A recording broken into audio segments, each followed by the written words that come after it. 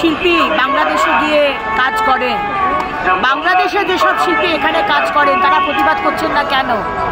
কেন চুপ করে রয়েছেন? কোটি কোটি টাকার ব্যবসা করছেন ভারতবর্ষের মাটিতে থেকে, ভারতবর্ষের মানুষের সাথে ব্যবসা করছেন, ভারতবর্ষের লোকেরা ওই দেশে গিয়ে ব্যবসা করছেন।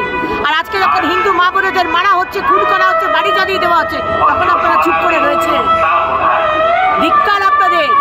সব নোট হচ্ছে, অপেক্ষা করুন। 26-এ সরকার আসতে দিন, চুন চুনকে এদের ব্যবস্থা নেই। এই মুহূর্তে যারা টালিগঞ্জে কলা কুশলী তারাও তো প্রতিবাদ করা উচিত। বাংলাদেশে অনেক শিল্পীরা এখানে আছেন, তারা শুটিং করছে, সব দেখছি আমরা। তাদের টিকিটে বাধা আছে নবান্নে, পুরস্কারগুলো পাবে না। তাদের কি বয়কট করা উচিত? দেখুন, বয়কট আপনি কি হিসেবে বলবেন?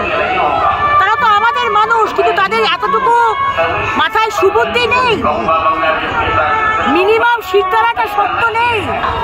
টিকিটে বাধা আছে নবান্নে, পাছে মমতা ব্যানার্জি ক্ষুব্ধ হন তাদের ওপরে, পাছে অ্যাওয়ার্ডটা না পান ওনারা, পাছে সিনেমার ডিস্ট্রিবিউশনটা বন্ধ হয়ে যাক।